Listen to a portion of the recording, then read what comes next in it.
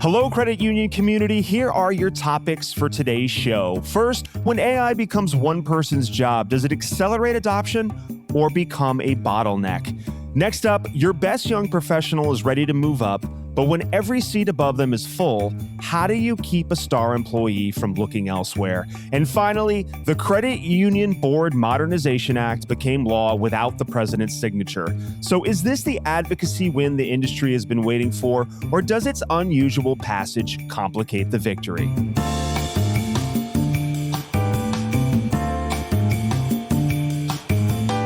Welcome to Grow Your Credit Union, the podcast built to help today and tomorrow's credit union leaders level up.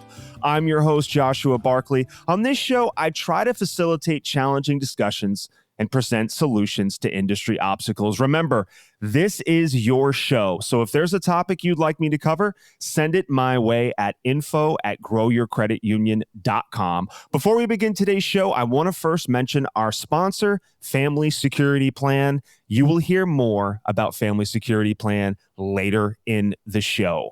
Let me bring out today's co-host. He's a regular on the show, and his name is James McBride. James, happy to have you back.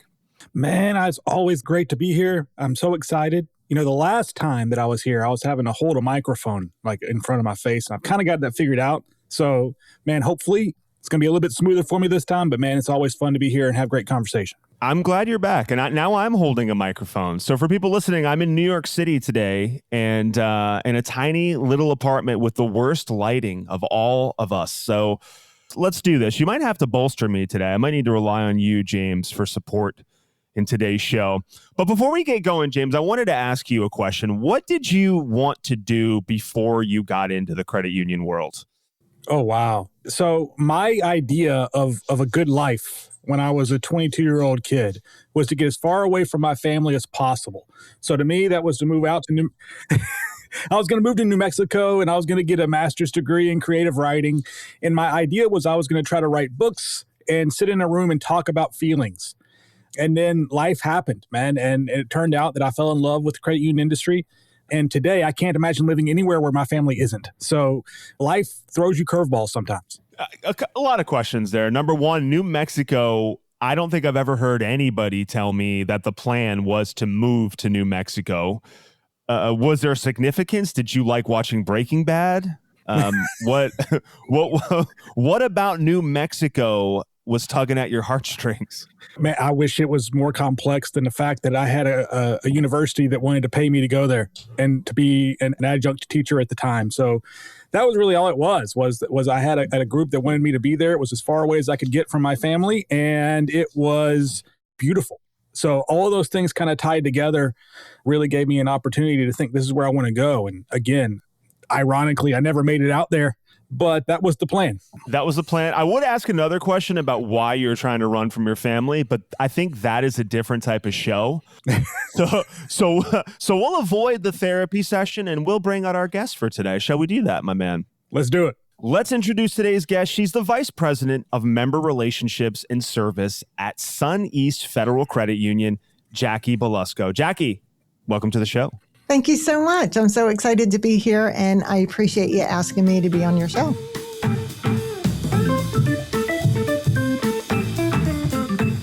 The credit union industry has a new job title. Michael Ogden at CU Times reports that Wings Credit Union appointed Scott Coleman as Chief AI and Innovation Officer. This is one of the first executive AI leadership roles of its kind in the credit union industry. But James, Jackie, this is where I get a little hung up on this. When you have one AI person, kind of your leader of AI, and you make it that person's job, does it stop being everybody else in the organization's job? Meaning, like, is the lending team going to wait for the AI guy? Is the marketing team going to have to wait for the AI guy? Is this just a big bottleneck? So let's kick things off with you, Jackie. Which way do you land? Should AI be owned by an executive, or do you think it should be owned like organization-wide? So I really think that AI needs to have executive sponsorship, but it needs to be an organization-wide ownership. So you have your lending team, your marketing team, your retail team. They all need to embrace AI and learn AI So although the executive is just simply a sponsorship of it, they need to have an understanding of what do all the departments need from AI and how are they going to utilize it. So it needs to be a whole team. It needs to be organization wide, but everybody needs to understand AI. So it all needs to be part of it. James, your thoughts on this? Is this a good idea? Do we need a chief AI officer? Did this come too late? Did this come too soon? Is this a big nothing burger? Talk to me. I think it, frankly, might be a combination of all three of those things.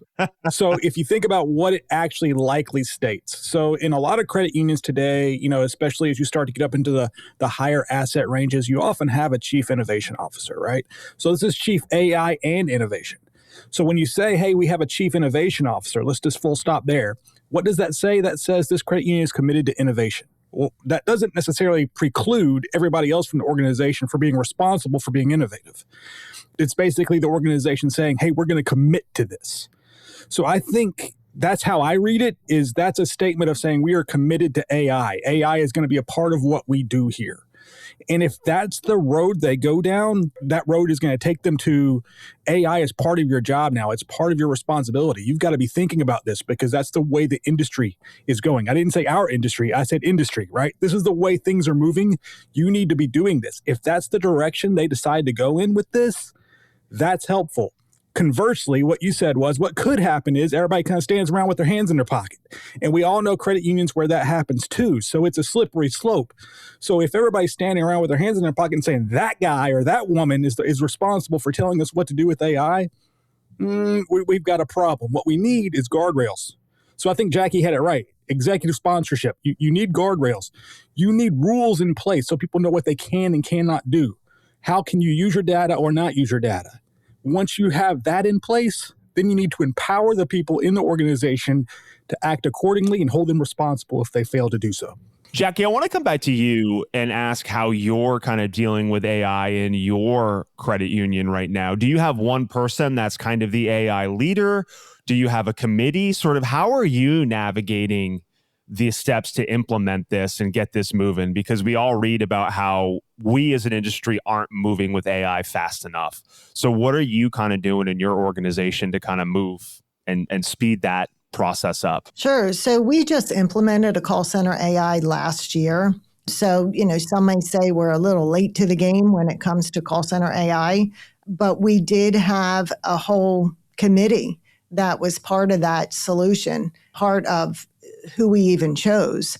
It was myself and our IT head that ran the whole entire project, and now my team oversees it. But that's only one part. There's so many other parts for the organization that AI is going to get implemented in. So to have that executive sponsorship, to understand it, to understand how it can help not just my call center, but can understand how it's going to help lending. So we haven't really done that yet. We haven't really looked into all the other departments that an AI solution can help. Yeah. Do you see yourself eventually having a chief AI officer, you think?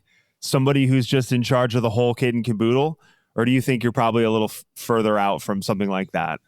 I think we're a little further out from something like that. And I don't even think it's necessary for us right now because we're in the beginning stages of it. But as we grow, absolutely, it could be something. Whether I think it's absolutely necessary, like you have to have it, I don't know that answer yet. But if we were, it still needs to involve a committee. It can't just be one person in charge of it that says, oh, well, your lending team could need that. Well, you don't work in lending. How do you know? How do you know what we need? You said something interesting, Jackie, about you don't really know if you're going to need it, right now, that type of role.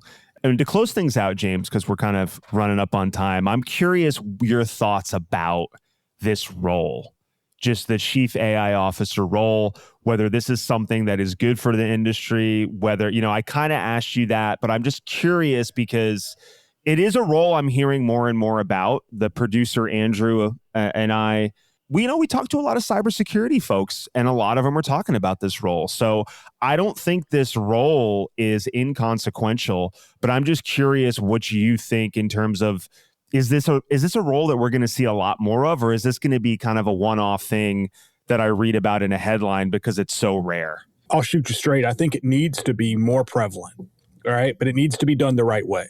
So I always tell my friends in the credit union space, we need to be mirroring other industries. We need to be thinking about the way other successful companies are going to market and attracting consumers, because that is our real competition these days.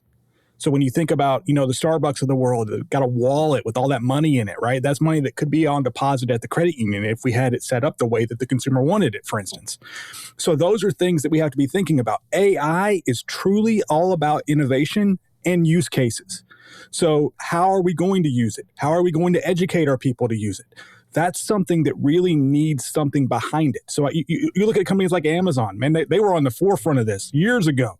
Chief AI officer, I don't know the exact title they had, but they had somebody that was in charge of that. He's gone off and built a multi-billion-dollar business of his own because of what he was able to do at Amazon, right? So when you think about it from that perspective, the credit union industry, I think in large, it's not just AI, but in large needs to be mirroring what other industries are doing to attract consumers. The more we do that, the more we think about the way that they're building and driving their businesses, the more likely we are to find success in our own.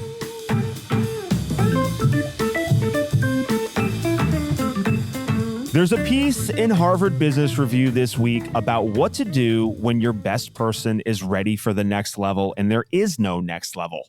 No opening at the executive table, no lateral move that makes sense. We talked about this in a previous episode with Brian Waldron. Young credit union professionals are looking up at the org chart and seeing no path to leadership. The seats are full, the people in them aren't moving, and nobody is telling them how long the wait is. Jackie, I'm going to put you in the hot seat here. What do you do when there's nowhere to promote a star employee? So I think that one of the biggest mistakes organizations make, not just credit unions, is assuming that growth can only come from a promotion. It can only come from a new title. We do need to kind of look beyond that. There's not always a position that's going to be open, but it's getting them to that level before that position opens to get them ready for that leadership role or whatever role they're looking for. It's keeping them engaged. It's having them lead maybe some strategic projects, making them feel empowered, having them mentor others, gain cross-functional experiences to develop new skills. It empowers them to want to achieve more. So it's not just to fill a leadership role today, but to continually help them grow, to develop them as a leader. So when that position opens, they are fully ready and fully capable. So you're thinking about this from a lot of different areas then, Jackie. It's more than just a job title, meaning if there is no new job title for me, you might give me the lead on a new project. You might help me mentor someone else in the organization. So I like what you're saying. What you're saying and what I'm hearing is there's a lot more opportunity than just simply a new job title, right? There's other things you can do to cultivate employees and make them happy without giving them a VP title, let's say, right? Absolutely. Sonny's, we've developed a culture of titles don't matter. So we all work together as a team. We all try and help each other. We all work together as a team. So it's not so much about a title, but it's feeling worthy of what I'm doing. It's making my job, no matter what it is. If I'm a teller, I'm going to be the best teller I can be. If I'm an MSR, I'm going to be the best MSR I can be. And what do I want to do next? So it's empowering our staff to do what they want to do, but to also help them get to the next level. So if something does open up, they are ready to do that. So I just don't want people to be hung up on a title and, I want to get to that VP level. I want to get to the C-suite. It's do the best at what you're doing now and let me help you and mentor you to be at that level. Let me give you more jobs, better strategic thinking jobs, leadership roles to help others. James, what do you think about Jackie's perspective on this? I dig it, but I know there's going to be some people that still care about that job title at the end of the day. So in your experience, James, when you've had employees that were stars and there was really nowhere to move them up, how did you approach that? So the first thing that I'll say is I want to congratulate Jackie. That culture that she's describing, frankly, it's elusive and rare in our industry. So I think about my experience. I was able to contribute on teams across 4 different states over 25 years. I've been, serving credit unions from coast to coast for the last year or so. And here's the thing that I see constantly happen is what you just alluded to. And it could have even been what Wings did, for all we know, is create a job title to satisfy somebody's desire for upward advancement. Maybe we don't have any more money to give that person, so we're going to give them a title to try to massage that a little bit. I've seen that happen repeatedly in our industry. I'm not advocating for it. I'm just saying that that's what I've seen happen. So if you can go the other direction, that's great. But at the end of the day, one of the things that I think you have to be thinking about is we're running a business. So it's dollars in, dollars out. That's the way the business works. So is that person contributing more to the bottom line? Is it somebody that you want to have on your team long term? If so, I think Jackie is 100% right. How do we nurture them to move up with more advanced responsibilities in the organization? That should then lead eventually to more compensation for that person to improve their life, which we all want to do as we gain expertise and advance in our careers. We want to see an increase in our salary. So sometimes I think credit union leaders forget that, and they try to hold people down because maybe it's a smaller team. Maybe there's less than 30 employees on staff. Maybe there's less than 20. I know a credit union where there's 3. And how do we keep those people together in a way that's meaningful without losing that expertise? It can sometimes be hard because people get in their head, well, I'll just give them a title, or I'll give them this, or I'll give them that. And the reality is what the person's actually looking for is a better lifestyle or something that's going to improve their quality of life. And so it's a delicate balance. I think there's a lot of people coming into the marketplace now. They are actively looking to make a difference with their company. And that's also important. But you still got to be thinking about, how are we going to pay our bills? Do I still get to go to Starbucks on the weekend? And all the yada yadas. When you talk about the bottom line there, James, what I'm hearing is sometimes you have to have the tough conversations. Sometimes you can't play the good guy. Sometimes you have to break it down and say, look, there is no such opportunity to be had here. I'm assuming you've had to have those type of conversations with people, right? Can you recall a particular situation where you did have to do that? Yeah. I had a young man come into my office one day, and he sat down across from me, and then he said, James, I'm not making enough money here. And I said, oh, really? Okay, cool. So talk to me about how much money you think you should make. And at the time, he was a loan officer. There was a fairly good incentive program at this credit union, comparatively speaking to most. And he was doing pretty well for himself, but he wanted double that. And he said, well, I should be making X. And I said, that's really interesting. I said, do you know that there are vice presidents in this organization right now that make less money than that? And he was totally ignorant to that. He had no idea what the pay scale was or could be. He just thought that he was worth more, right? And so sometimes it's about helping that person understand your contribution. So I said, hey, if you want to get to that level, it ties back to what Jackie was talking about in her organization. If you want to get to that level, these are the things that you need to be engaged in. These are the things that you need to be learning. These are the things that you need to prove that you can do proactively for the credit union. And that will help you get there. The other thing that I committed to him, and I've committed to every person that I get to invest in, is I'm going to commit to helping you improve the quality of your professional career while you're with us, not because you're with us. And that inversion is so important. So if the employees believe that you're invested in them, not just invested in what they do for you, that also can make a big difference. Last question I got to ask, what happened with that employee? Did they take it kindly, or was there a pushback? Oh, no, dude, he slammed the door in my face and left. And we had a really terse conversation the next day about his professional etiquette after that. He eventually left the company, but you know what? He came back to me about a year later and said, man, I learned so much from you, and I really appreciate that. And we've built a stronger relationship on that afterwards, to be honest. Jackie, anything you want to add before we end the scene? Transparent conversations are so important because I want my staff to feel that they can come to me, but I'm always going to be honest. If there's not a position open, there's not a position open. But here's what I'm going to do so that it is, like I was saying before, it is to prepare them for when something does open up. But the transparent conversations are so important to have.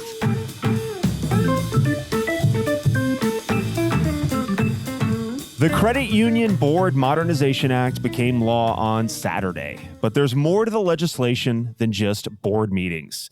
So in that package, there are two things that I was not expecting, James. One is a mentor-protege program that lets small credit unions and minority depository institutions partner up with bigger ones. And then the other thing that they're doing is they're streamlining the federal application process for new charters. But I think it's worth noting how this bill crossed the finish line because nobody signed it. The president let the clock run out, and at midnight, it struck law by default, basically. So this is kind of a strange advocacy win. I don't know how much the two of you have dug into it, but Jackie, I'll start with you. Based on what you know about this bill, do you think this is a real win for the credit union industry? So I do think it's a win. I think the fact that it became law without a signature, it doesn't necessarily diminish its significance. What matters is that it had bipartisan support, ultimately crossed the finish line, can help credit unions, can help the credit union movement grow. And I think that is a benefit to credit unions and most importantly to the members that we serve. James, have you had time to dig into this and kind of understand whether this is a move in the right direction or this is kind of an appeasement almost? I'm not going to give you what you want, but you're going to take this little win and you're going to shut up about it.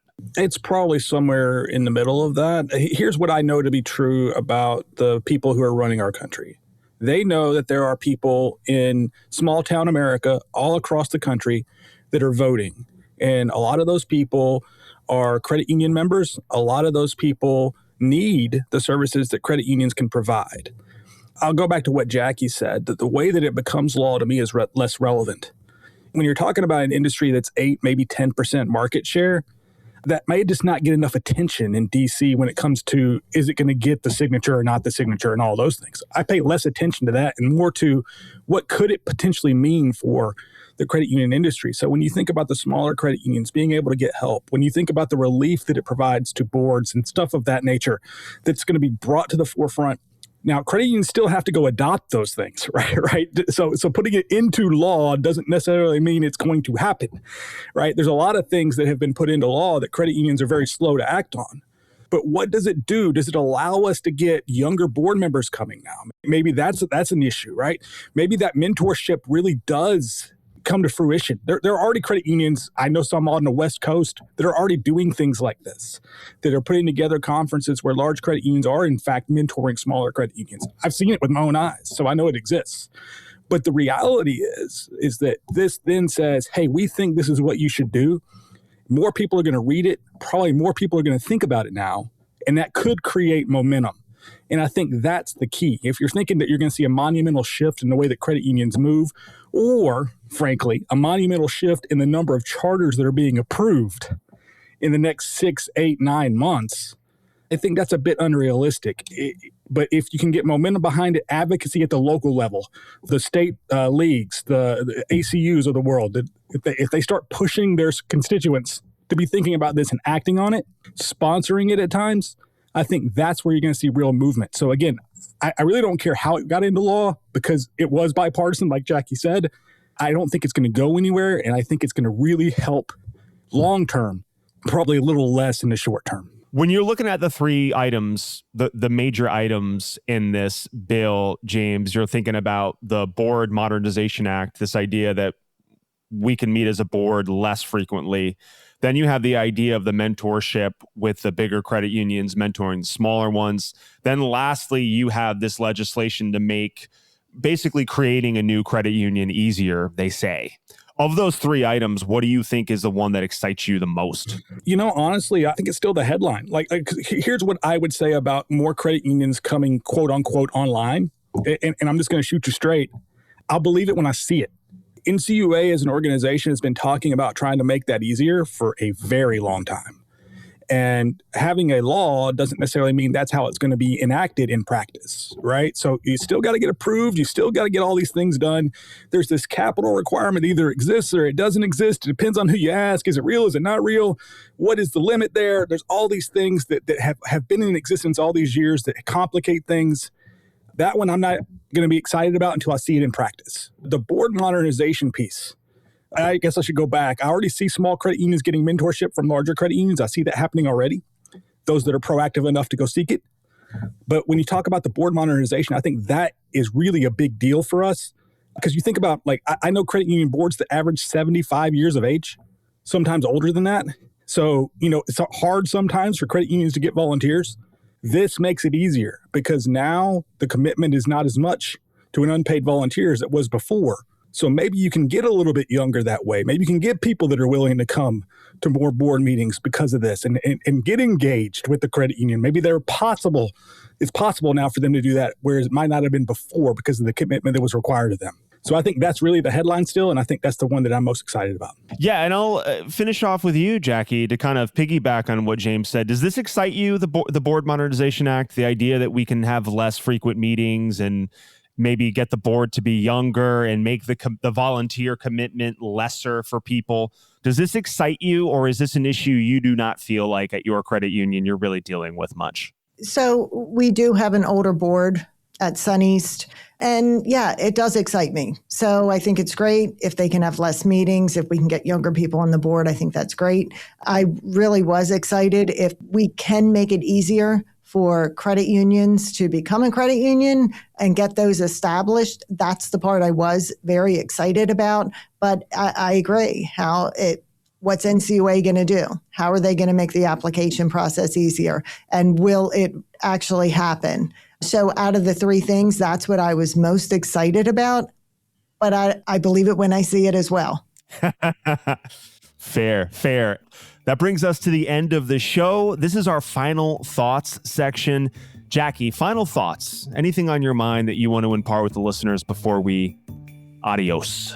Well, I want to thank you again for having me on the show. I want to thank the Family Security Plan, who has been a wonderful partner for SunEast Federal Credit Union. We've been partners for well over 12 years now, and they've been an outstanding partner to us.